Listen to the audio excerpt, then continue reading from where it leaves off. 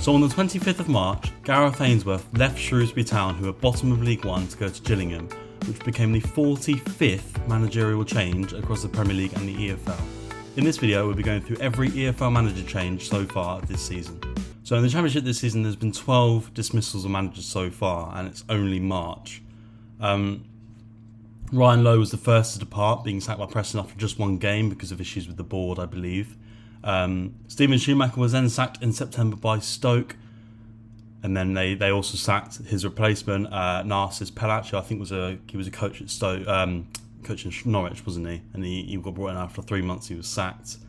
In November, a bit of a shock one. Mark Robins got sacked by Coventry after 7 years in charge. I mean, that is just... He got replaced by Frank Lampard, and they've done a lot better since, but that's a big decision by the Coventry board to make that decision. The one we all expected, Wayne Rooney was obviously sacked on New Year's Eve by the Pilgrims, Plymouth Argyle.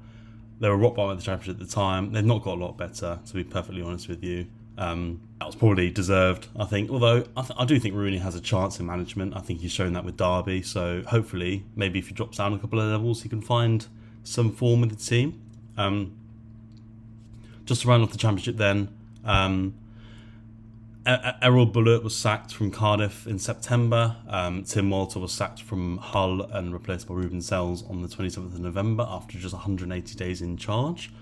Neil Harris was relieved of his duties at Millwall. I believe that was a personal decision. I think Millwall, again, looking for that better style of play than what Neil Harris had.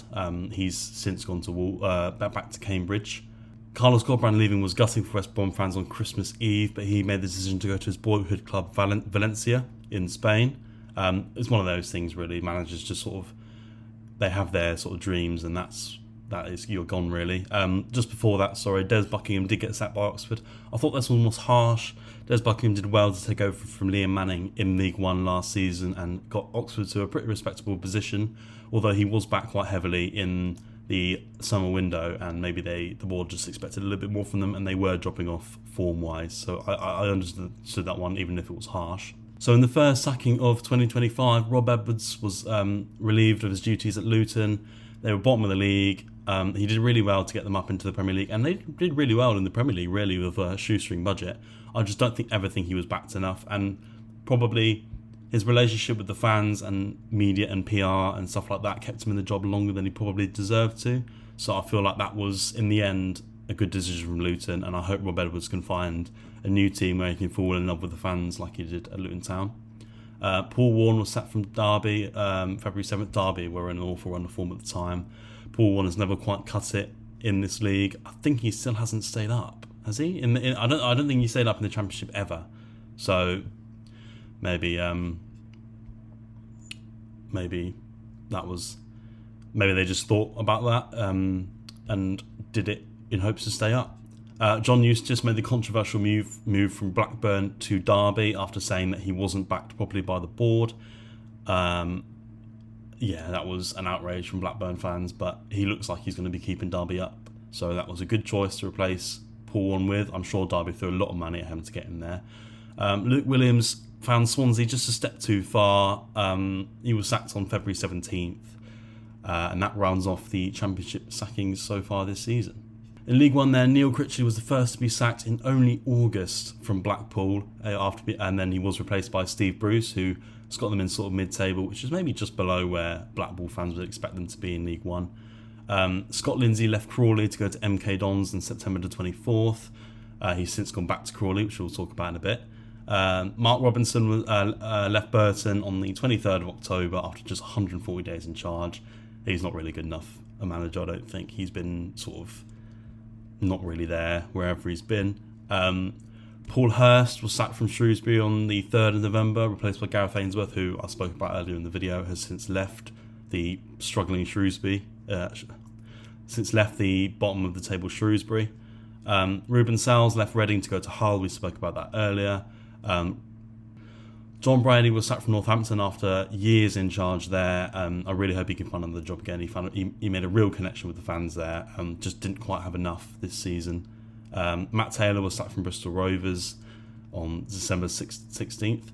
Coming into 2025 then, Matt Bloomfield went to Luton from Wickham. that's not really worked for Luton. He's more of a project manager. He needs a couple of years. Luton just needed a sort of a manager to keep them up, and unfortunately it doesn't look like they're going to be able to do that. Ian Evatt eventually got booted out of Bolton on January the 22nd after blaming pretty much every member of staff possible apart from himself. Gary Monk was then sacked by Cambridge on the 16th of February after nearly a year in charge. Just not good enough, I don't think, Gary Monk anymore. Sean Maloney was sacked by Wigan on the 2nd of March. Michael Duff left Huddersfield on the 9th of March. Michael Duff is a really good manager. It's such a shame it didn't really work out for him there, because he was heavily backed in January and they were expecting more from him. Darryl Clark was controversially sacked by Barnsley after saying that his football wasn't exciting enough for the league. I really don't get that decision. I don't think Barnsley fans get that decision. That club is just begging for some continuity and some consistency, and their board is just not allowing it by constantly sacking managers and blaming other people. Rob Elliott was sacked by Crawley. Didn't really have a chance there. Crawley just were doomed from the start. The amount of players they lost, then losing Lindsay, who's since gone back, he replaced Rob Elliott. It's just a real shame for them, really. But it was a miracle to get them up in the first place, so that's sort of fair enough, really. And then obviously finally, just the other day, as of recording this video, Gareth Ainsworth left Shrewsbury to join Gillingham. Probably a smart decision from him. He doesn't technically get a relegation on his CV, and he can sort of begin to build something at Gillingham properly, which will be a bit more stable than what Shrewsbury have if they get relegated, because they'll probably lose a lot of players. And as well, I think Gareth Ainsworth's football is what Gillingham are after, so I think he really suits that club, actually. And finally, then moving on to League Two, Paul Simpson was sacked by Carlisle on August 31st after being beaten 3-0 by MK Dons. I guess it's just been a really rollercoaster season for Carlisle. They've tried a lot of things that just haven't worked, and they got a decent point against MK Dons last night, as of recording this video on 25th of March. They got a decent point, but I just don't think it's going to be enough for them to stay up, and it's back-to-back relegations for Carlisle. Mike Williamson left MK Dons to go to Carlisle on the 18th of September. Bit of a controversial one. He was probably going to be sacked, but the MK Dons sporting director, Liam Sweeting, played a bit of a blinder and got 200 grand out of the deal by selling Williamson to Carlisle. I actually think he also got a pay rise out of it because Carlisle wanted him as well. But yeah, really good play from the sporting director. Mark Kennedy was sacked from Swindon on November 3rd. Surprised there's no sackings in October, to be honest, but yeah, Swindon, again, were really struggling at the time, and Ian Holloway's done a good job there just to get them back to sort of mid-table where Swindon really should be in League Two, probably pushing playoffs next season. Maybe not with Ian Holloway, but another manager, who knows. Charlie Adam was sacked from Fleetwood on the 22nd of December. I still don't know how any manager is supposed to, especially being relegated from League One to the League Two. So many players, get you lose them and they go to other clubs. It's just so hard to have that stability, and I think a mid-table finish would have been fine for Fleetwood this season, but clearly they will expect more from him. Mark Bonner was sacked by Gillingham on the 5th of January, heading into 2025 again. He's since gone to be the sporting director of Cambridge, working with Neil Harris, which I think is maybe a smart decision, a bit of a different role for him, but at Cambridge he prided himself on good transfers and shrewd business, so I think that really suits him. Stephen Clements was sacked by Barrow on the 19th of January. Bit of disappointing season maybe for Barrow. Just missed out on playoffs last year and unfortunately just not been able to get going as much, but they brought in Andy Wing from Solihull Moors, who I think is a really good manager, and he deserves a chance in the EFL, so I'm really excited for him. Mike Williamson was then sacked again by Carlisle on February 3rd after only being in charge for 137 days and only getting about 3 wins, so that was probably deserved. His style of play was never going to work in Carlisle, and they sacked him on deadline day after giving him loads of backing, bringing in players like Paul Dummett, Stephen Wern. It just didn't really make sense to me at all. They spent so much money on him and they just sacked him on deadline day. Nigel Adkins was eventually sacked by Tranmere on the 25th of February. I think this was expected basically all season. They brought him in. And then most recently on the 2nd of March, Scott Lindsay was relieved of his duties of MK Dons after only 158 days. Yeah, this one just didn't really work out. He seems like a bit of a one-club man with Crawley, really. He never really did anything with Swindon before then. They brought in Ben Gledwin for the rest of the season, or at least until they find a new manager, I think. Michael Duff and Luke Williams have been rumoured to take that job.